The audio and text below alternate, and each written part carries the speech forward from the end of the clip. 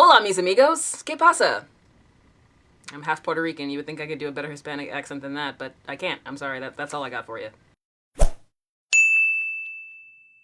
Yo, yo, yo, story time! This story is about a girl and her horse. Actually, there's no horse in this story, but there is a girl, me, and at one point I did want a horse in my lifetime, so it's kind of about a horse, vaguely.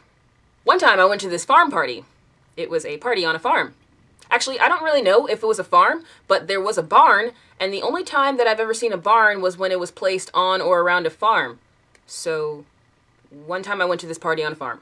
The important part is not that it was on a farm, but that it was in the middle of nowhere. So for me, this is like top 10 places that I don't want to be, because the way stereotypes are set up, I pull up to a farm party in the middle of nowhere with 6 other kids of the paler persuasion, we all know who the chainsaw murderer is going to come for first.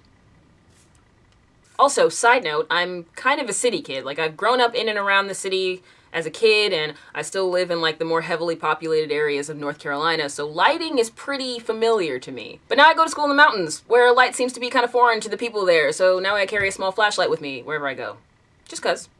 Just in case. So we get to this farm, and of course it's pitch black outside, apart from the light that's coming from the main house. There's a good bit of a hike from the car to the main house, which brutally reminded me why we are blessed with gyms and why I needed to visit one. So here we are, hiking.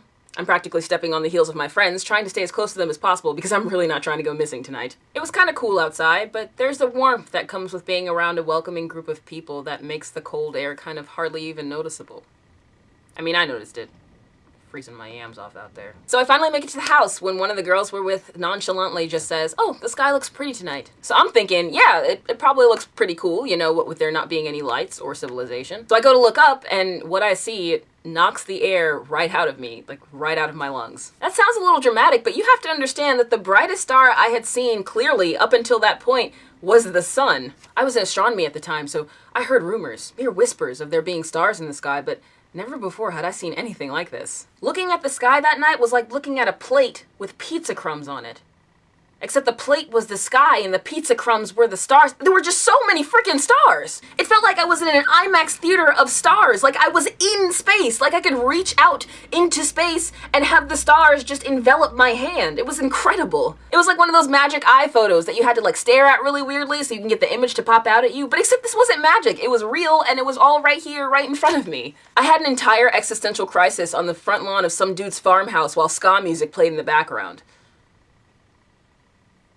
God, I kind of want that on my tombstone. I had to lay down on the ground and just think about how many stars there could be and how big those stars actually were and how there were actually planets and other solar systems orbiting those stars and how big space itself actually was. And I could feel all of that weight just pushing me down into the ground, and I had never felt so small. I probably spent like an hour laying out there, people stepping over me, asking me if I needed a ride back to campus. Oh, no, it's okay. I'm just thinking about my role in the universe and how my problems don't actually matter in the big scheme of things. It's fine, it's fine. The cool thing about going to a hippie school was that a lot of the responses I got were just knowing smiles and head nods and righteouses and groovies. But being able to see all those stars and having that moment to myself really changed the way I thought about life. I feel a lot freer knowing and recognizing the fact that no matter what happens in my life, the world is going to keep on spinning and the universe is going to keep on expanding for however long it's meant to do so. So in that moment, I may have felt really small and insignificant, but I also felt weirdly enigmatic in the sense that nobody really knows who I am outside this planet.